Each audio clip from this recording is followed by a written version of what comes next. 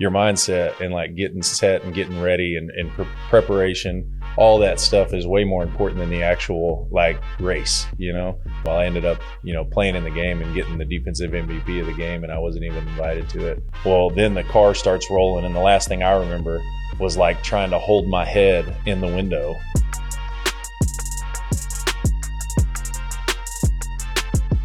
Appreciate you being here, man. Yeah, no doubt, man. I appreciate you having me. Glad we can make this work. I know. It sounds like you've been all over the place. It's been a little crazy. Yes, it's been, let's see, I've already traveled maybe like 9 total miles in Texas. Just I got a car and, I was from here and then Austin and then back and a couple places on the side. But look, man, I'm glad we were able to sit down today. Heck yeah. I appreciate you having me. Definitely.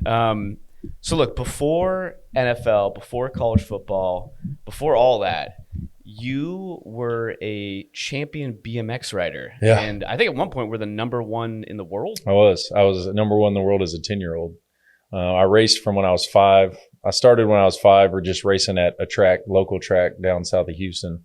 I used to ride my bike up and down the street. And this old man, we called him Pappy Mac.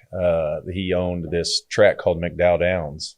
And he came down the street, asked my dad, was like, bring him out, let him run around, let him, race a little bit, see if he likes it. And started doing it. And then I was 5 racing against 7 and 8-year-olds and 9 and 10-year-olds. And then when I was 6 at the track, I was racing against, 11 and 12-year-olds, and I was just really good at it. And so he started kind of marketing me a little bit. And then I got some looks by this team. I started actually going to nationals before I got sponsored. Then I was winning the nationals.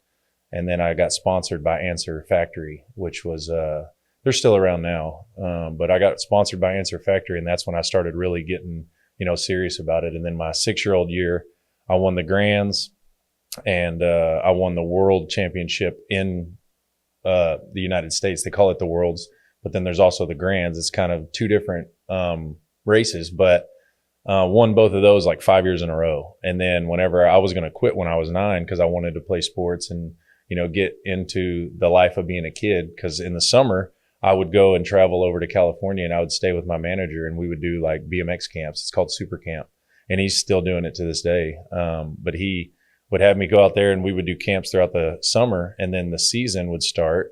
So I really didn't have any time to do anything but racing, for 5 years. And I was going to quit my 9-year-old year after I had won the Grands, won the Worlds, won several nationals throughout. And actually my 9-year-old year was when I started racing for 2 different teams, one in the NBL and one in the ABA.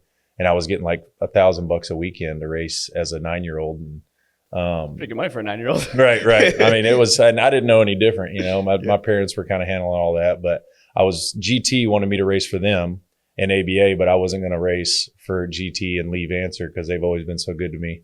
And then they were like, well, come race for us in the NBL, which was kind of the off season for ABA, which even more like took up my time. Yeah. And then I was racing ABA, Answer, NBL, GT. And then I was like, it's just too much. I was ready to move on. And so my manager for Answer Factory was like, race one more season, race a complete season. And then after that season's over, we'll take you to France and you can try to win a UCI World Championship. So I raced, won the Worlds, won the Grands again in the United States. And then he took me as a 10-year-old to France and race.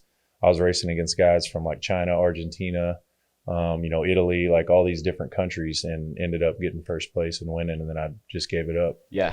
And I actually dove deep into the archives. I saw some footage of you on YouTube, probably from, 15 years, or at least it was posted like 14, 15 years ago. I think my mom might have posted that from an old school like camera with a big old kind of a tripod, but the ones that you'd hold on your shoulder. Totally. She posted that. That'd been years and years ago. That was actually at the Grands when I was 7. I raced a 9 and under cruiser, and I ended up winning that against, there was one of the kids that raced, he was like top in his group. And I don't know if you see in the video where I kind of go up the berm and I kind of take him up the berm. That was him. I was like, this is my only chance that I'm going to get lead. So I just took it, and it was pretty fun. Well, there was a couple of videos where I saw, you were right out the gate, you were cooking. Mm-hmm. And what kind of do you think, because you were racing against, to your point, guys that were older than you. What kind of gave you an edge?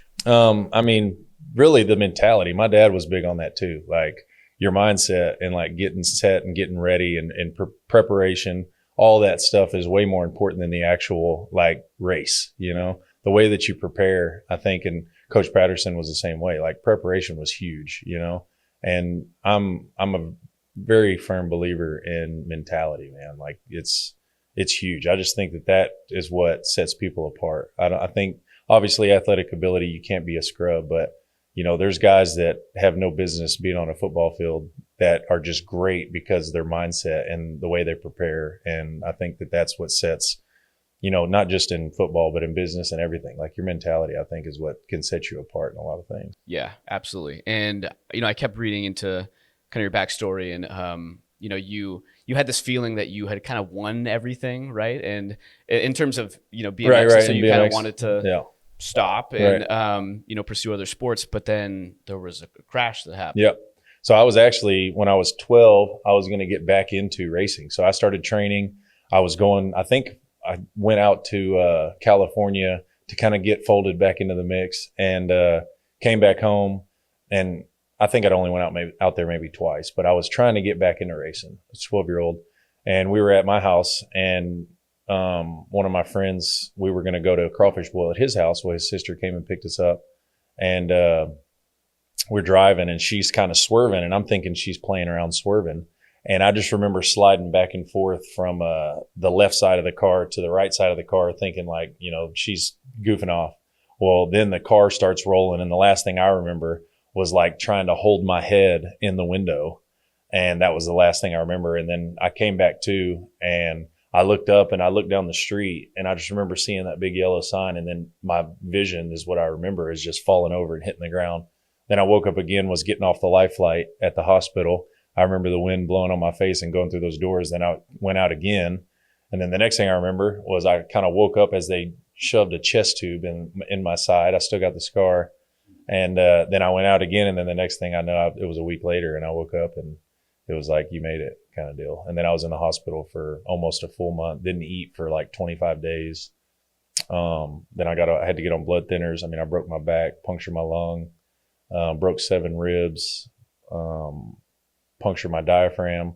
I got tore up pretty good. And the driver, all she did, she chipped, or the passenger, my buddy, chipped his elbow, and then the passenger, she broke both her ankles, and they were kind of recovered in 3 weeks or so. But like I got tore up. The car rolled on top of me. It was a pretty bad wreck. But I always look back and talk about seatbelts, but I was in the back seat and I didn't have my seatbelt on, which threw me from the car. The car rolled on top of me, but the car rolled into a tree, and it kind of jumped as it was rolling, and it hit a tree, and the whole top of the car smashed down all the way to the seat. So if I would have been in a seatbelt, there's no telling. I might have, wouldn't have made it, because that tree would have crushed me. But it's crazy. It was a crazy deal, but it was kind of God's way of saying, like, you don't need to do racing. We're moving you on to something else. And that's how I feel. I've always feel like there's a reason for everything, and God has a plan, and that was the way I, find the positive and the negative kind of deal. Definitely. But, even the doctors, I think, said that you probably wouldn't be able to play sports. Right. Yeah. I mean, I didn't get out of a back brace. I was in a back brace for almost 2 years, and then I was on blood thinners for 2 years, and they were kind of like, you can't play sports. And I didn't play football till my junior year was like my first year to actually really play football. And that was, I was an above average player. I was athletic. I just didn't really have, the full grasp of football at that time. Well, weren't you a kicker to start? I was a kicker. Yeah. So I was an all-state kicker, actually. So my freshman year, I actually just kicked, and then I'd have to grab the tee and run off the field. And I remember I was kicking an extra point, and it was like, you got to make it, because if you don't and they block it, like, you can't do anything. Well, they snapped the ball, and I still remember it like vividly. And they snapped the ball, and the snapper fumbled it, and it kind of fumbled right in front of me. And I was like, I picked it up and I just ran it in for a touchdown. And my coach was like, don't ever do that again. I was like, my bad. That was a good feeling though, probably. Right. Like, oh, it was cool. It was like, that really was probably my first time to actually like run the ball. Probably validating, like, oh, I can do this. Right. Yeah. Right. And then junior year was actually where I got to actually play. They gave me a position. I was playing linebacker and tight end. And like I said, I was an above average player. And then my senior year, I just kind of blossomed. I played everywhere. I played quarterback, kicker, tight end if they needed me. I'd play linebacker. It was kind of where the ball was going. And we weren't a big school. We had a lot of good athletes. It was just kind of, I think we had 26 guys maybe on our varsity roster. I came from a real small town. We had like 2,500 people in the town, and I think 400 kids in our whole high school. So It was a small group. Yeah, and obviously, a little bit of a late bloomer. But when did schools start coming into the picture in terms of offers? Oh, for college. Yeah. So my senior year, I was getting letters, no offers. I'd say about halfway through the season, I started getting. I think my first offer was a Division III. Then later came in Texas A&M Kingsville, which was a Division II. West Texas A&M offered me, and I was going to go to I think it was A&M Kingsville. West Texas A&M or A&M Kingsville was kind of like on the docket. That's where I was going to go, and then that was during football season. And then my this first round of the playoffs, we played LaGrange, and Eddie Williamson was the recruiter for TCU, who's the O-line coach. He went to go watch a wide receiver from LaGrange. And I think we won that game like 31-7. And I think I scored like 28 or something, 26 of the 31 points. I had a really good game. I think I had 12 or 13 tackles and kind of stood out. And his story was he called Coach B and was like, hey, we got to take a look at this kid. And, a couple months later, it was 2 weeks before signing day, and I'd already went on a visit to TCU. They had never, offered me or anything yet. And 2 weeks before signing day, Coach Patterson called me, and I remember sitting at the family computer and the old school dial-up. I don't know if you remember that, but I was sitting at the computer, and he offered me, and I committed right there on the spot. I was like, I'd love it, And I remember having to drag the phone around the kitchen wall. It had that like 35-foot cord on it, and talking on the phone. Kind of pacing as you right. And but yeah, he offered me, I committed right there on the spot. Wow. And was there a position expectation? I mean, you said you played a ton of positions. Right. Was there a position expectation? He told me I was going to play. I was recruited as an athlete. On Rivals, I was recruited as an athlete, and he was like, we'll play a little bit of H-back, maybe some linebacker. Well, I just remember at practice, like a couple weeks in, I'm playing only linebacker. And I said something to Coach Patterson. It might have been Coach Sharp. But I was like, hey, can I, try to run a little bit of running back? Well, he's like, you're a linebacker. Don't ever ask that again. I'm like, all right, my bad. Hey, you'd have been a scary linebacker. You're like, what, 6'3", 240, something like that? Well, coming out of high school, I was not very big. I was just fast, man. Okay, I could run. So I was 6'3", 195 pounds coming out of high school. Yeah. And then my first summer, I got up to like 208. And I think my heaviest playing weight at TCU was like 216, 218. Yeah. So I wasn't a big bruiser. I used my speed, and that was kind of, I think, in the Rose Bowl, that was kind of what was our advantage, is we were all smaller, faster guys, and we had some grit, so we made it work. And so when you get to TCU, did you have kind of like this realization of, whoa, I'm not at in my city of 2,000 people, like right. This is kind of crazy. Right. It was definitely. So I still remember taking that exit, and it still has the same sign, TCU. And we stayed in Dallas the night before at my uncle's house and drove over. And I just remember seeing that sign like, dang, this is it, man. Like I'm here, I'm moving out, I'm getting out on my own. And that's where it kind of hit me, was when I saw that TCU sign taking the exit off to university. And that was where it kind of hit me, like I'm in college now, and, it just, you take it as it comes. It's like, you don't ever know what you're going to get into. You just got to kind of, keep moving, keep swimming. So. And I mean, what do you think the capacity is for the amount of people at your high school stadium? And, this transition into, TCU stadium, I'm sure stepping on that field for the first time was a pretty surreal experience. Right. I mean, honestly, the crowd was always something that I never took notice of. And I don't know if that was kind of the preparation or the mindset of like getting in the zone, but even at the Rose Bowl, like it wasn't until after the game that I like really looked up and like noticed how many people were there. And I remember walking out, and even in my head now, I can like walking out, it felt like it was just a green field. And it's kind of dumb to say, but it really was like, it was just, you're kind of locked in and inside that square. And after the game, and we actually was like, we won, was kind of when I looked up and like turned around and kind of saw like, holy cow, there's 100,000 people here. You know? It's so interesting. I've been very fortunate to speak with a ton of athletes, and I feel like every single one has that sort of like flow state moment. Yeah. I spoke with Garrett Gilbert, and he was talking about when he got into the BCS National Championship game against Alabama, and he was like, the second that Colt McCoy went down and I went in, I blinked and it was halftime. Yeah. I didn't remember a single thing. Marquise Goodwin, he's like, I remember the ball in the air but I don't remember the ball coming down. It just doinked on my helmet, and that was like, holy crap, I'm in school. I mean, I'm playing football at University of Texas now. It's interesting. Marquise Lee from USC, he had like a 300-yard receiving game, and he like got into halftime, and his teammate was like, how many yards do you have? Right. So it's just interesting to hear kind of the perspective of all of these. Yeah, dude. And I remember, like, I can remember before games, I would always prepare and like think in my head about making crazy plays, whether it was an interception or a sack, strip, fumble, touchdown, whatever it was, like big plays. And I talked to my sons about that as well, as like, you know, visualize making the big plays, and sometimes it will happen. And I remember, you know, numerous times, and not always, those plays weren't always made, but I remember, you know, before games thinking about those plays. And then in the game, whenever that situation would come up where I'd make that play, whether it was an interception or whatever it was, everything just kind of went like in super slow-mo, and it was just like happening all in slow-mo, but I had seen it already before. You know, it's weird. It's something that you really can't explain, you know, and I don't know if everybody feels that, but sometimes it's like you prepare for it, and then it's like almost at the moment whenever the play's happening, everything kind of slows down. And, you know, people talk about that, but it's like really the case. Everything slows way down. Yeah. It's really preparation's everything. Yeah. And I mean, and honestly, whenever I went from, you know, high school to college, it sped up. And I remember for the first week or two, everything is just like bullets flying. And then when you go from college to the NFL, it's like a whole nother speed.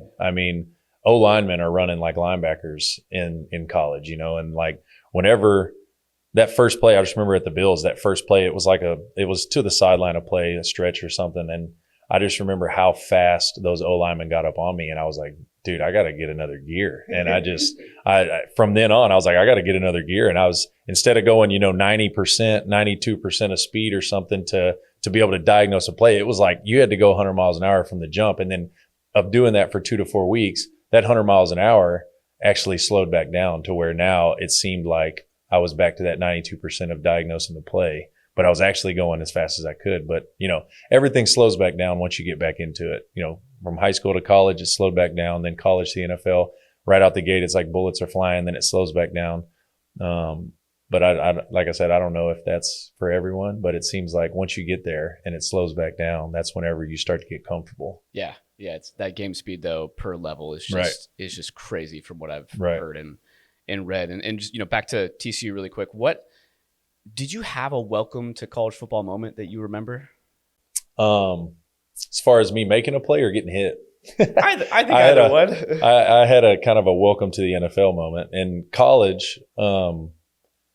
I'd say, you know, when we played Stephen F. Austin, and it was when I was a redshirt freshman, my first year of freshman year. So I redshirted, didn't play. And then my redshirt freshman year, I was just special teams, and we were winning like, I don't know, 56-7 or something, like just killing them. And they brought me in, and I just remember the very first play that I came in, they ran a drag route, and we were in Tampa where, you know, my position is literally as soon as the ball snapped, I just get my eyes inside and looking for a crosser. And he came across the field and they threw it to him, and I completely like killed him. I mean, I just flipped him on his head. He was down. All the older guys, and I was a freshman, they come jumping and beating on my head. They were like, "Oh, let's go." And I just remember that was kind of like, dude, I'm here. Like, this is awesome. I love it, you know? But shooting, I mean, even the game coming from high school. So for the Texas High School All-Star game, the THSCA, Texas High School Coaches Association All-Star game, I wasn't even invited to it, but I was at TCU for that summer training, and they didn't invite me to play, but there was a DN, number 99, that backed out, and the game was actually at TCU. So they went to Coach Patterson, like, "Hey, we need a fill-in. Do you have a fill-in?" And they were like, you know, "Here's a guy that you can do." So they asked me to play, and I just remember being number 99. Well, I ended up, you know, playing in the game and getting the defensive MVP of the game, and I wasn't even invited to it, you know, from the beginning. So that was also kind of maybe here we are, you know, for college, because it was, you know, a lot of those guys were going to A&M, UT, you know, either they are a walk-on or they were on a scholarship. There was a lot of good players in that. I mean, Jeremy Curley, who was the guy that played for Texas, was a safety, then he played for Seattle. Earl Thomas? Yes. Yeah. So Earl was there. Earl, I mean, I remember sitting in the dorm room playing, I think we were playing either FIFA or something in the dorm room with me, Earl, Jay Curl, all of us were in there. And it's funny, man. And then, like, you know, at the combine, I was roommates with who's a quarterback for Houston. I think of his name now. Years ago, man. held all the records. Case Keenum. Case Keenum, yeah. Yes, yeah. So he was my roommate, and it's just funny, man. You don't know until you know. Seriously, yeah. And I guess kind of on that topic, what was it like being teammates with, Curly and Andy Dalton? Right. And I mean, that was great, man. Yeah. Honestly, we just had a team of guys that were a little more advanced than their age. I mean, mentally, physically, emotionally, like the way that we handled adversity, the whole team as a whole, we were just a little more mature. And I think that's why we were able to do what we did. We weren't a whole group of 5-star guys, but the way we just carried ourselves and handled ourselves, it was like business and let's go take care of it, Yeah. And I think that's what made us special. And, hopefully Coach P feels the same way at that time, but it was a lot of guys that took ownership of the team. I mean, he tells a story all the time about whenever we were going to the Rose Bowl, we were going to leave after Christmas because the game was on the 1st, and we were going to leave on the 27th, like the day after Christmas. And all of us older guys went to him. We're like, we want to go out earlier and get the feel for it. And so we left on the 24th, and we actually had Christmas out in California. And Coach P, he always tells that story because, a lot of younger teams would be like, we want our time off. We want to go. It was like, we want to go win this game. And that was what we did. That was our focus. So sounds like the chemistry was just amazing. Oh, 100%. And on each side of the ball, and even at practice, like we used to go at each other at practice. There wasn't no like, and it was funny because when I went to the league, it was, brother, it wasn't like make each other better. And not to say that we weren't making each other better. It was just a little more of an angle to it. In college, it was like when we were at practice, we were going at each other and we were making each other better and competing like every day. It didn't matter if we were in pads, if we were in shoulder pads, if we were in shells, helmets only, like we were competing. And it was like, we made each other better because of that, like we definitely made each other better from the competition that we had every single day in practice. And it was a group of guys that wanted to win, and we were all on that page of whatever it takes to, really satisfy Coach P first, but win, and Coach P, if we were winning, we were good. Yeah, it showed. And I'm just curious, is there a college football environment that really stood out to you that was just crazy loud, crazy fans? Dude, and when we went and played Clemson in 2009 in Death Valley, it was, that was probably one of the most, I'd say, high intensity velocity games. And CJ Spiller was a running back and it was raining. It was like everybody was all in on that game.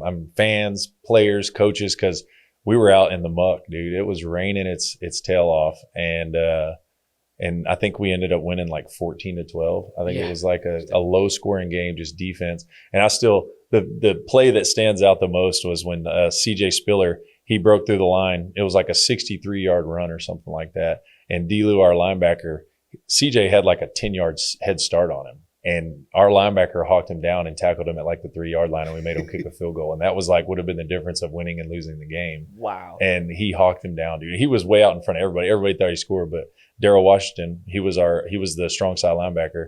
Dude ran like a 4.4 at the combine. He was insane. He played for the Cardinals for 3 or 4 years, 5 years. But he was so fast. He hawked him down, and they ended up kicking a field goal, and that like basically won us the game. I just always will remember that because CJ was always that guy. He was fast. Everybody knew he had speed. And I will say maybe he'll see this, but when we were at the Bills, he was at the Bills, and whenever I went to the Bills, he was at the Bills, and I had to cover him man-to-man, and Vince Young was actually the QB trying to throw the ball to him, and I picked off Vince Young while locking up CJ Spiller.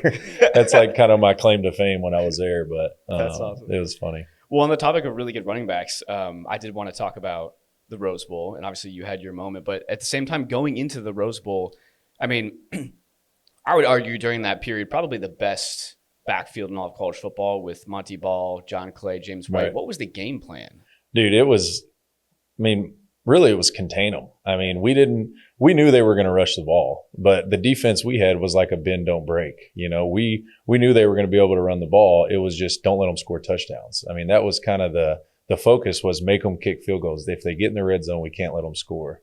And I think we gave up 2 touchdowns in the game, and they did actually. I think they missed a field goal earlier in the game, but it was it definitely was like a bend, don't break mentality with that deal because they were definitely going to be able to run the ball. It was just stopping them from being effective doing it. Because that was really, I think, what was the difference of it was being able to get them off the field whenever it mattered most. I remember the sack that I had. It was 3rd and 6 at right at half field, and that sack kind of got them off the field. And that was kind of what Coach P talked about all week is like when you have your opportunity, we got to get them off the field. And I feel like we did that, and I think that was the key to winning that game. Yeah. Well, another key to winning the game, the your almost volleyball hit like moment, was that one of the, we just talked about kind of the flow state blur moments. Was that one of those moments where you're just like locked in? Man, I remember everything about that play. And I just remember going to blitz and they completely slid the line right into our blitz. Everybody was going to be blocked. So I remember punching Maponga right in the back. And I think he went straight to the ground because I used his weight just to stop because there was no way we were getting through. And as soon as I just like stopped and I backed up, he threw the ball like right in my face. And as soon as the play was over, Coach P, he's like yelling, la, la, la. I'm like, he wasn't yelling at me. He was yelling at AI because AI blew the coverage. He was supposed to be man-to-man on number 3, and he was just sitting wide open. I saw the guy wide open. He was sitting wide open in the end zone, and Coach P was like yelling at AI. And we were all celebrating because, we felt like at that point we had won. Obviously, it took us to kind of get a couple first downs on offense. But, that was a lot of fun. That was a fun game. And before we get into the NFL draft and the NFL, your time in the NFL, I wanted to ask, I was talking to one of my friends this weekend. I was like, oh, yeah, I'm interviewing Tank Carter on Monday. And he goes, that's the guy with all the like bands, right? All the armbands, man. And I David Hawthorne gave me that swag, dude. I was gonna say, where did the armband swag come from? David Hawthorne was he played for the Seahawks for I think 7 or 8 years. He was there for a while, and he was at TCU. And he wasn't a highly recruited guy, but he was a dog, man. I still remember the hit he had at Colorado State. That was back whenever you could make a wedge, and with 4 O linemen basically, and. He comes in, he just completely rocks this 300-pound lineman. I mean, drops him, boom, right on the ground. And he's just standing over him, jumping over him, and the ball runs right by him. And it's like, make the tackle. He's like, I don't care about that tackle. I was like, all right, dude. He smoked him. But anyway, so the armbands came from DH. He wore them. If you go back and watch college tape, DH had the armbands just like I did. And he was sitting at the locker getting ready, and I was a redshirt freshman. And he just looks over and he's like, you going to take these armbands over after I leave? I was like, yeah, I'll do it, man. I'll do it next. And he kind of passed it down to me. And that was it. Just from that day on, it stuck. And I wore them every game. Did you pass it down to anybody else, or did it end with you? No, I think it ended with me. I think I tried to pass it down to, God, I can't think of his name now. It wasn't his swag, though. I remember it was I can't think of his name now. He was good. He was a good little ball player. He didn't go play in the league, but he was really good. If I could think of his name right now, I cannot think of it. It's like right on the tip of my tongue. It's going to come to you. He was a freshman. He was either a freshman or a sophomore my senior year. Yeah. And I remember telling him, you're going to take it over after I leave. DH passed it down to me, pass it down to you. He's like, yeah. And then he never did. It just wasn't his swag. But but I'll always remember that moment where DH, and he was, they're all getting juiced, and I've just got there. So it's like I'm learning how to prepare to an extent in college. And he was like, you going to take over the armbands after I leave? I was like, yeah, dude, I'll do it. And that was the end of it. Right. So finishing out your time at TCU and into your NFL draft experience, you mentioned the combine. What was kind of your combine experience? Because I've heard, again, spoken with a bunch of guys, and everybody kind of says the combine's a little weird. Like, it's just kind of it is different, man. It's almost like it's almost like a cattle drive. I mean, it really is. Like, you're at different points, you're walking around in your spandex and everybody's getting sized up. They're taking notes, they're weighing you in. I just remember the craziest thing was whenever we went to weigh-ins, there was a tower as tall as this room of water bottles. And it was so guys could drink it and be heavier whenever they weigh in. And I just remember thinking, like, they give us this and we're going to use it. I mean, I could have thrown up probably 2 gallons of water on that floor because I was trying to just get, instead of being 232, I wanted to be 235. And I just remember drinking as much water as I could. And if you notice, whenever they walk across the stage to go weigh in, when they film it, everybody's just like, their bellies are all bloated because they're full of water. Water. Yeah, they're full of water. But I remember that, but meeting all the guys and meeting all the coaches, I mean, it was crazy. So I was telling my boys, every time we watch a football game, there's coaches or GAs that were at the Browns or, assistant coaches, OCs, coordinators, whatever, that I see all the time on the sideline on different teams. I mean, across the league of guys that were either at the Browns or that I've met in some capacity that I see that are still, in the league doing their thing, whether it's guys I play with like Kelvin Shepard, the DC for the Lions, I think it is. I think he's the DC. But Kelvin was at the Bills, and he was the linebacker that was in front of me, and now he's, coaching and as a coach in the league, And there's several coaches that are now. I mean, Bobby Babich for the Bills, he was at the Browns. That was the coach for the Dolphins, the head coach. I can't think of his name right now. Yeah, he was with sunglasses. Why can't I think of his name right now? I know. McDaniels. Yeah. So Mike, he was actually a super quirky quality control guy at the Browns when I was there. I mean, he was just a funny dude all the time, and he was just a quality control guy at the Browns whenever I was there, and now he's a head coach. Yeah. I go down the list. I mean, Kyle Shanahan, he was obviously the OC at the Browns while I was there. There was a couple guys that were D-line coaches that are now defensive coordinators. It's just all over the league, It's crazy to see kind of how everybody's kind of branched out from that group, Yeah, I mean, you look at some of these college teams, right? Like I think it was like I did a story on it, like 2014, 2015 Bama, and just the coaches that have come from under Nick Saban during some of those time periods, and it's like head coach here, head coach here, head coach here. So it's just kind of cool to follow along with like the progression of coaches and whether it's in the league or that pedigree of coaching. I mean, if you get a good coach that trains those guys how to prepare and how to watch film, it definitely it resonates throughout the league, and people take notice and they start getting jobs different places. It's huge for sure. Yeah. So right after the combine, you get drafted to the Bills. What was kind of that? What was your initial reaction? What was getting into the Bills organization? Man, it was. I felt the best about the Bills, and whenever I went on my visits, I went and visited Tampa, visited the Bills, visited I think Jacksonville at that time.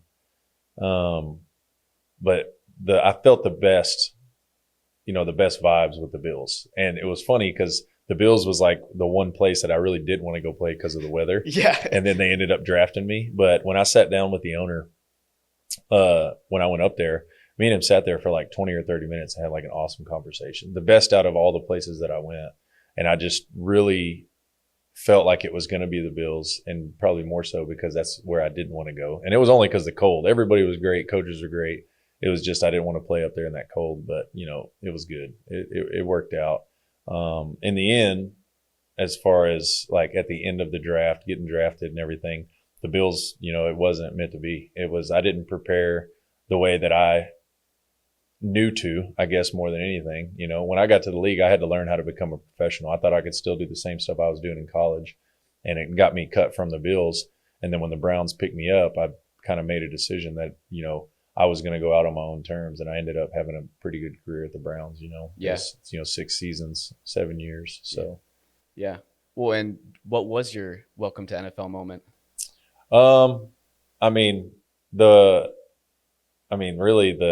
Whenever we were on an onside kick, and it was early in my career, and one of the special teams Pro Bowlers for the Steelers, we had to, we were actually kicking the ball inside, but he was the one that knocked me out, and he came in and they double teamed me on a onside kick. And I just remember trying to hit this guy, and then this dude coming and just crowning me right on the side and just knocked me out cold. Basically, I stayed on my feet, and I was all wobbly. And I remember the next day in film, Coach Tabes was, Chris Tabor. He was the special teams coordinator. He was in the meeting, and he's kind of walking through. He's like, Craig, good job filling. Chris, good job making sure you're holding the edge. And he's like, Tank's over here in a prize fight. And then he goes to the next guy. And I got hit, and it just like on the screen, I'm just like wobbling all over the place. And then I like come back to him like, how am I standing up? So you actually got knocked out. Oh yeah. Yeah. It knocked me out cold. And I just remember after I came back to, I was standing, but on film, I'm like, I don't know how I was still standing, because it hit me he crowned me right on the side of my head and knocked me out. And then they called me off to the side and I was in protocol for like a week. I ended up playing that next week, but it was, that was kind of the welcome to the NFL moment probably. Yeah. And did you have any, notable teammates that kind of helped you transition into the Browns? Some mentors, I guess. Right. I always think back to, Demario Davis was one later in my career that was very impressive with the way he prepared and everything that he did. Demario Davis was one that, was always a fan of how he prepared in his preparation. But if I had to say one, it's probably DeQuell Jackson. He played for the Browns, I think, for 9 or 10 years, and he played for the Colts for 2 or 3. But he was one that when I got there, I knew I had to find somebody to watch and study. And it was a guy that had to have been a guy that was in the league for years, because I didn't really know how to be a pro. I didn't know how to study film to the extent of this is my career. I don't have to go to school later. Like, this is what I need to do, and find a way to, instead of having, 2 or 3 hours in the evening to study film in college, you have 12 hours in a day and figuring out how to do it effectively. And, I watched DeQuell that first several years. And then about my 3rd or 4th year was whenever they made me a walkout captain for special teams. I was a special teams captain. And, I kind of, learned how to be a pro. I still think if I hadn't blown my knee out, I still think I'd still be playing. That's just the mentality that I have. But my knee didn't heal as way it probably should have. I had a click in it, and I just didn't have that confidence in it, and I knew it was time to hang it up. Yeah, definitely. But before that, I wanted to ask, that the offensive side of the ball was just had some interesting characters. I mean, you had Brandon Whedon, who's this kind of older rookie quarterback. Right. You had Trent Richardson. Josh Gordon. I was just curious, were there any interesting stories or anything that you remember even just going against the No, ones? I mean, it was all pretty low key. I mean, I do remember my last season. So it was they had made me the starter. We were running OTAs.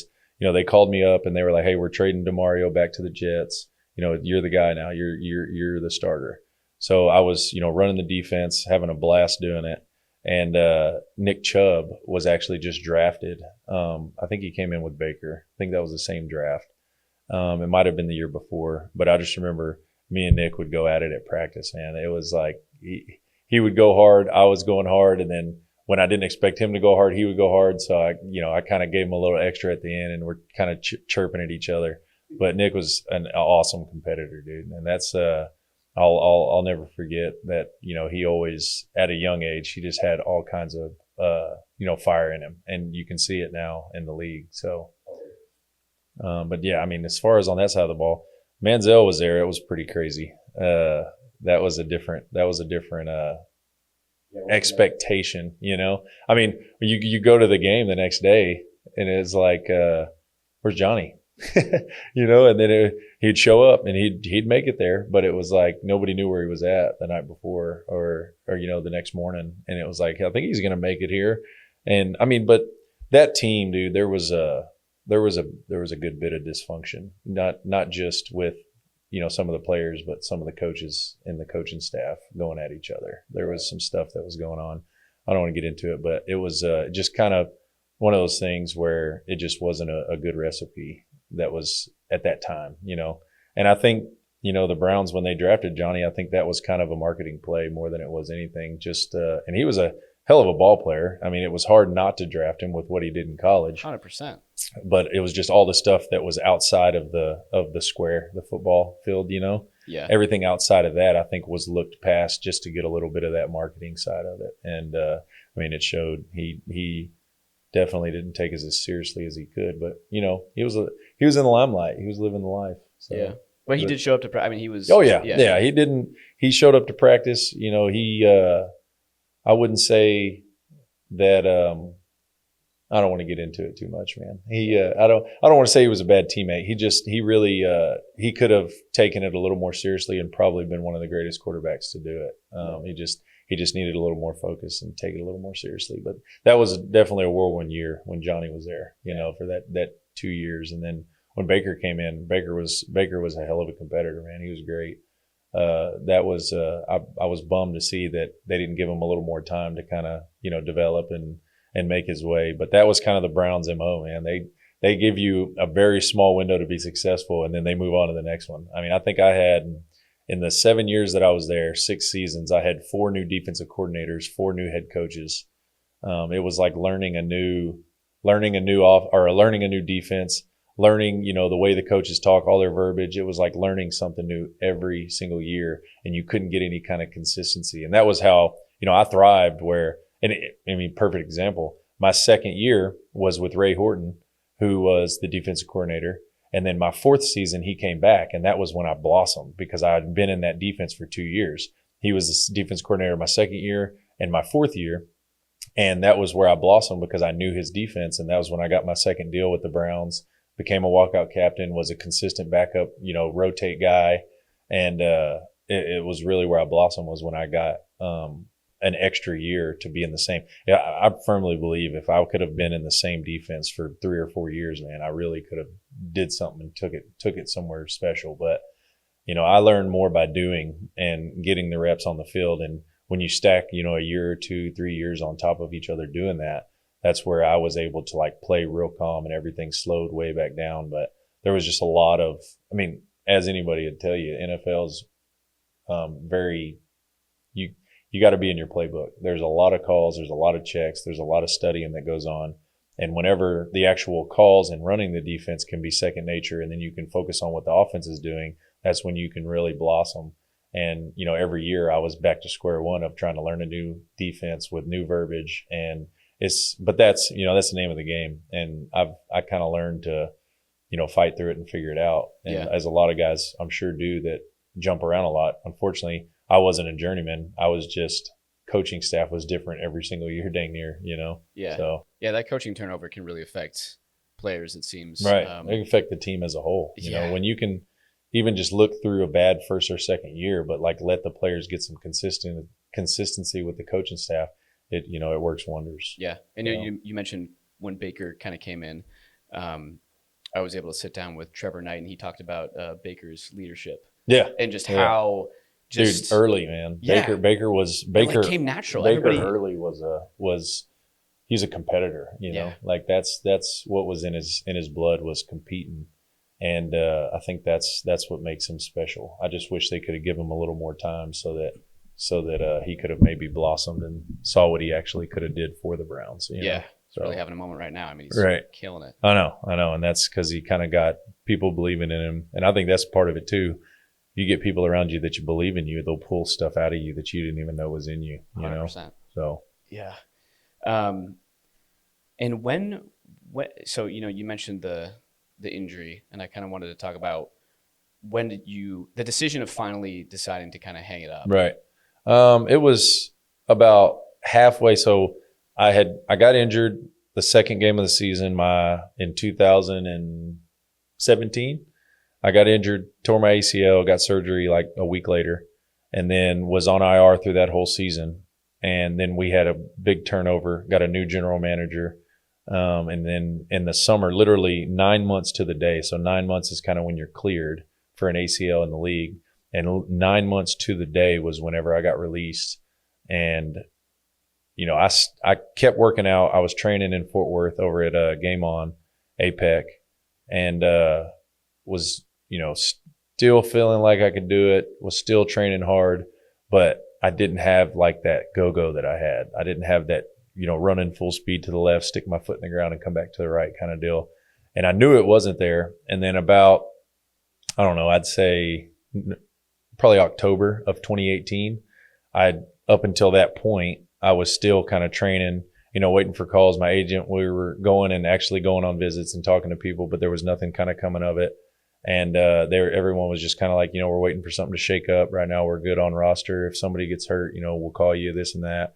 And then I finally called my agent. I was like, man, even if I get called, I'm not, I'm 98% sure I would dominate, but there's just that little 2% where my knee, I know that I don't have it like I had it. And that confidence that I had in my knee that I had before I injured it, it just wasn't there. So I kind of, made a decision to hang it up, and, was going to do roll off dumpsters, and I was going to do wing sauce, and then ready mix concrete came around, and that's where I kind of went with it. That was kind of the decision. I just chose to hang it up and focus all of my energy into something that I know if it works out that I can be great at it. And I knew that even if I was to get back on a team, it's just my knee didn't have that. I didn't have that confidence in my knee that I had before. And that was just kind of lingering in the back of my head. So that's when I kind of made the decision to hang it up, was when I just knew I didn't have that confidence in my knee that I had previous to that. And was that transition out of pro sports difficult? I imagine it's.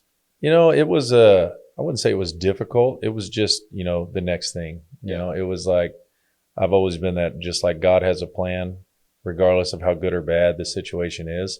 God has a plan, and you give it everything you got in the next phase, or, the next day, or the next rep, or whatever it is. I knew that there was a plan, and I just needed to start, working towards whatever that plan was, and found concrete, and I loved it. It's competitive. You meet a lot of people. It's very technical. There's a lot of stuff that you have to, the day-to-day is just, a lot. Right out the gate, I was probably working 6 or 7 or 8 of the jobs that are filled now by myself. We had basically, HR dealing with all the trucks, loading the plant, a batch man, driving the truck, all kinds of stuff. It was a grind, but I knew it was, say a means to an end, but, it worked out. Well, how did you get into that space initially? So my father-in-law actually did it for a long time, like 20 years. He was in the concrete business. He had a ready mix plant. He had 3 of them, actually. He had one up in Sanger, one in Saginaw, and then one out in Melissa in Dallas. And he did it for a long time, had 75 trucks and 3 plants, and sold out in 2006, I think it was. And he always talked about it. I met my wife in 2008. So I was around him from, 2008 until 2020 when he passed. That whole time he loved talking about ready mix, and he knew it really well. And so I picked up on some of it. My dad, he's still in the construction business. So he builds houses, and he's a contractor. So I was around it on that side of it as well as the labor side. And then my father-in-law, he did the ready mix. So it was kind of like a perfect storm, and decided to move into that space. I was like, like I said, thought about doing roll-off dumpsters. I've always made this really good wing sauce, thought about doing that, didn't really have any fun doing it, no passion for it. It was just kind of was going to make money at some point. That was really the thought, Was that? Got to get Tank's wing right, sauce going. I know, man. That was kind of like, I'm going to do it, but as I kind of got off into it, I realized I didn't have a lot of fun doing it.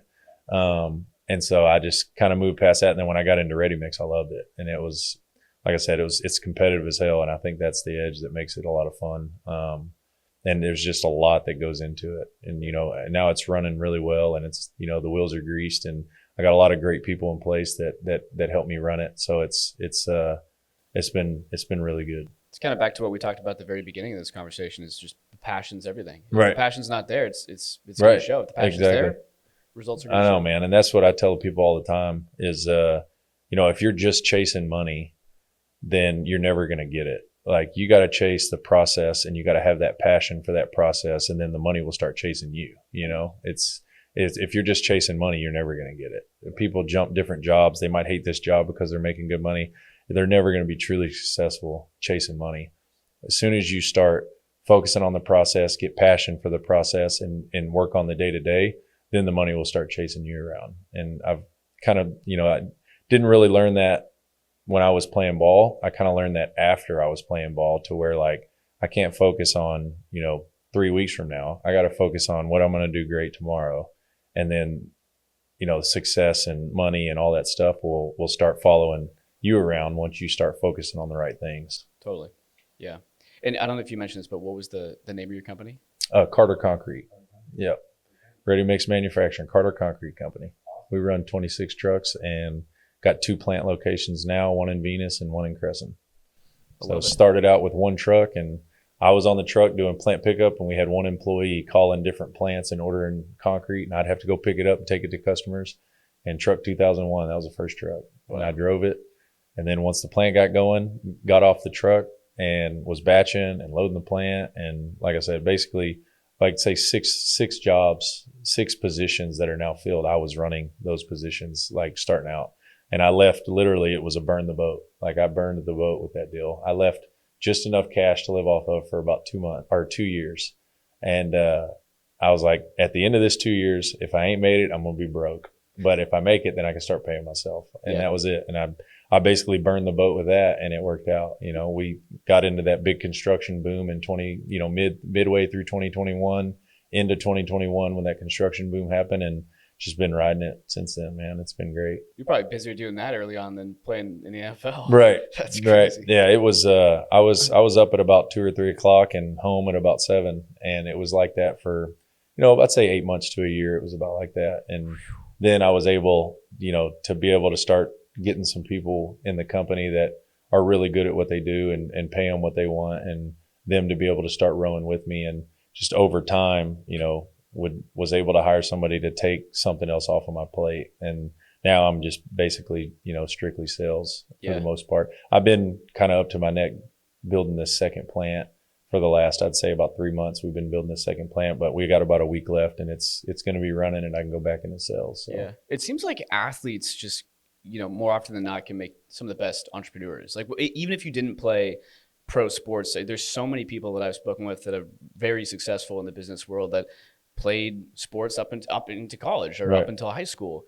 It's just something about, being an athlete. And I think it's just that fight, there's that fight or flight center, and a lot of athletes that are good at what they do, they've got that fight, and there's like no stop. Doesn't matter how bad it gets, how negative it is. You just keep on doing that day to day and focus on that process and never stop. As soon as you quit, then you won't know. But if you keep going, and I mean, the best way my father-in-law, he would always say it, is like, you got to step in a couple piles of shit to get the golden chest, Yeah. And so you just keep stepping in the piles of shit and cleaning it off. I feel like we got to end there. Tank, really, really appreciate the time, man. This was an awesome discussion, and I'm glad we could have it. Yes, sir. I appreciate it. Thanks, Adam. Thanks, man. Thanks for watching another Where Are They Now show. My name is Adam Faris, your host. Make sure to like and subscribe, as it really helps us out, and click that bell so you will never miss a future video. And don't forget that we look at all the comments. We listen to you guys. So in the comments, let us know who we should sit down with next and answer the question of where are they now.